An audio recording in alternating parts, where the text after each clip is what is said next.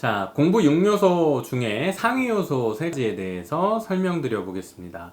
먼저 네 번째, 그러니까 상위 요소들 중에서는 첫 번째죠. 자기 공부 계획력. 여기서 자기라는 말을 붙였는데, 뭐 그냥 공부 계획력 이렇게 얘기해도 되는데, 보통 공부 계획이라고 하면 헷갈려 하는 게 학원에서 숙제 내준 거를 자기가 이제 어떻게 해야 되는지 일정 세운 거를 공부 계획 다 세웠다라고 이야기하는 친구들이 있는데, 사실 그거는 기본적으로 공부이긴 하지만 자기 공부는 아니죠. 자기 공부라고 하는 거는 누군가가 부여해준 숙제 말고 자기 자신의 실력 향상을 위해서 스스로 세운 목표여야 합니다. 성실하게 학원 숙제는 꼼꼼히 잘해가는 친구들이 있지만 성적은 어느 이상 올라가지 않는 경우들이 많죠. 학원에 다닌다고 해서 모두 1등을 하는 건 아닙니다. 좋은 학원은 좋은 이제 어떤 자료를 제공하고 또 기본적으로 학생들의 이해를 빠른 시간에 도울 수 있는 이제 강의를 제공을 하긴 하지만 그렇다고 모든 학생이 다 1등급 되고 1등 하는 것은 아니겠죠. 자, 그렇다면 당연히 학원에서 배운 것 이외에 그것을 자기 것으로 만들거나 아니면은 또 자기 약점을 좀 보완하려는 목표를 가지고서 자기가 이것을 공부해야겠다 이런 계획을 세워야 되잖아요. 기본일 겁니다. 근데 그런 계획을 사실 잘 세우지 않는 친구들이 많고 아예 그런 인식이 없어요. 그러니까 자기 공부를 해야 된다든지 아니면은 공부에 그런 의미에서 계획이라는 게 있어야 된다는 거를 학생들이 아예 생각을 못 해요. 가장 대표적으로 드러나는 특징이 그런 친구들한테 이 계획표, 자기 공부, 학원 숙제 말고 자기 공부 계획을 세워보라 그러면 깜짝 놀라는 게 시간이 없대요. 그러니까 뭐냐면은 자기가 학원 다니고 나서 학원 숙제하는 시간들을 쭉 다 계산을 해보니까 남는 시간이 없는 거예요. 그러니까 이제 갑자기 이제 요새 말로 현타가 오는 거죠. 이게 뭐지? 왜 내 공부를 할 시간이 없네?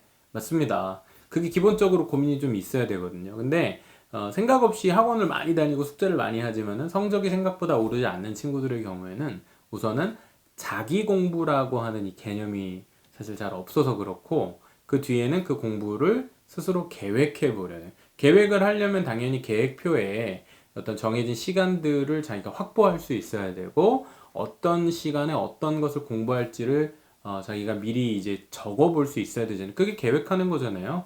근데 이제 그 능력이 아직 공부에 관해서는 잘 길러지지 않은 학생들이 많다.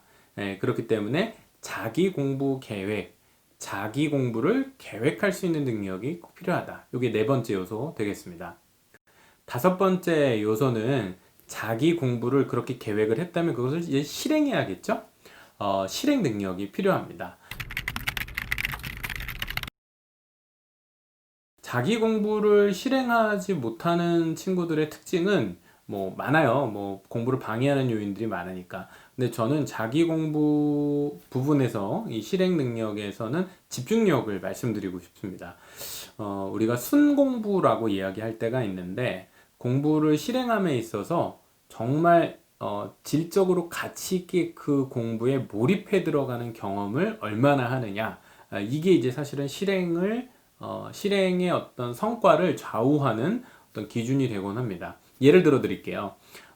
동일하게 뭐 수학 문제집을 한 5쪽 정도 공부를 하는데, 페이지 정도 공부를 하는데, 어떤 친구는 1시간이 걸려요. 근데 어떤 친구는 30분이면 다 해.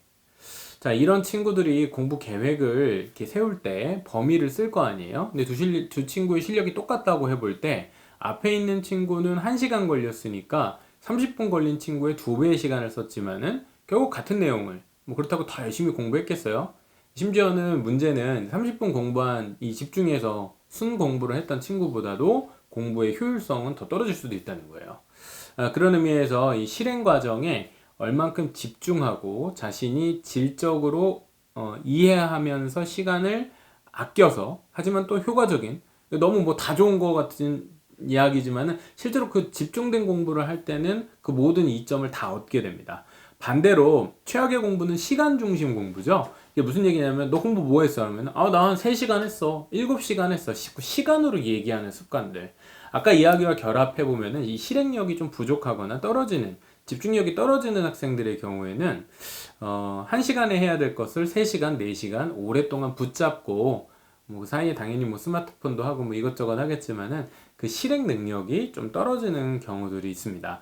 이 외에도 뭐 어떤 자기를 좀 통제하는 능력이라든지 아니면은 자기가 언제 또 그 집중력이 높아지는지를 판단하고 조율할 수 있는 능력 등도 포함되긴 하지만은 어쨌든 집중해서 공부할 수 있는 순공부 능력, 요거를 저희는 공부 실행력이라고 이야기합니다. 마지막 단계는 이제 제일 두구두구두구 하는 단계죠. 마지막 단계는 바로 자신의 문제점을 스스로 판단하고 평가할 수 있는, 딱 이 정도 들어도 이미 아는 분들이 많으실 텐데 바로 메타인지 능력이 그 마지막 요소가 됩니다. 이 메타인지 능력을 조금 이제 우리나라 말로 바꿔보면은 자기 공부를 어떻게 해요? 객관화해 볼 수 있는 능력이다. 이렇게 저희가 표현하기도 합니다. 메타인지 능력이랑 같은 거니까 그냥 쉽게 표현해 볼게요. 이 메타인지 능력은 많은 분들이 다 중요하다고 얘기를 하시는데 저도 동의하는 바이고 뭐 교육 이론이 굉장히 많지만은 좀 실용적으로 교육 현장에서 제일 많이 적용되는 부분이 바로 이 메타인지 능력 같습니다. 메타인지 능력은 상위권 혹은 최상위권 학생들에게는 모두 발견되나 그 아래쪽에 있는 학생들에게서는 거의 발견되지 않는, 그러니까 상위권 이상의 학생들을 구별해낼 수 있는 일종의 가늠쇠 같은 능력인데요. 메타인지 능력은 쉽게 말하면 이렇습니다. 소크라테스 선생님이 이렇게 얘기를 하셨죠. 너 자신을 알라. 너 자신을 알라는 말은 내가 무엇을 모르는지를 깨달으라는 이야기입니다.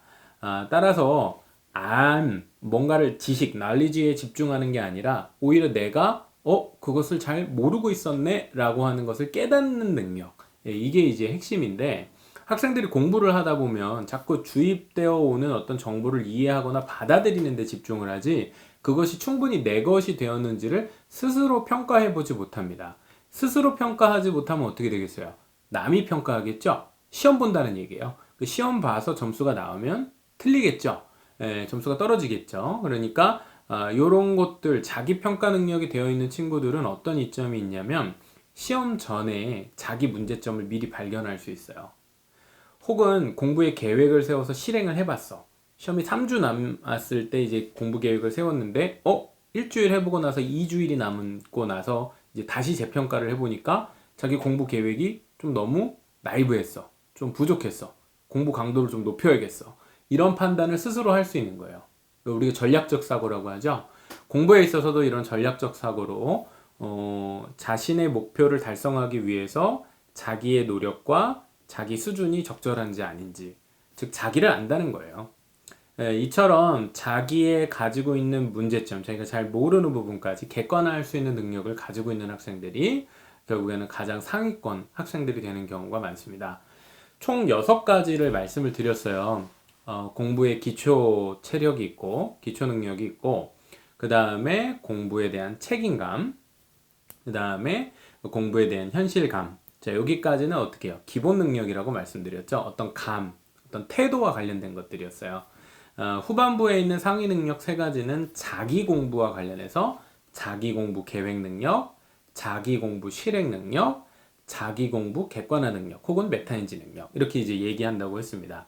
자, 이 6가지는 단계적으로 형성이 되기도 하지만 특정한 상태에서 어떤 것은 있기도 하고 어떤 것은 없기도 하고 어떤 친구는 비슷한 성적을 가지고 있지만 어떤 친구는 실행 능력이 조금 부족한 반면에 어떤 친구는 조금 더 계획 능력이 좀 부족하다든지 이렇게 서로 간의 차이가 좀 있을 수 있습니다.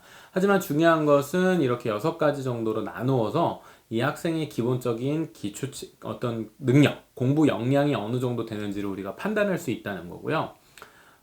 공부 역량을 판단해야 이 친구가 왜 공부를 못하는지를 알 수 있습니다. 우리가 이제 국영수의 지식을 얼만큼 이해했는가를 살피기 전에 그게 다 공부해야 될 내용들이잖아요. 그 내용들을 보기 전에 내 근력 상태를 봐야 된다는 거예요. 독해력이 강하지 않은데 어려운 제시문을 주면 읽을 수 있겠습니까? 국영수도 마찬가지죠.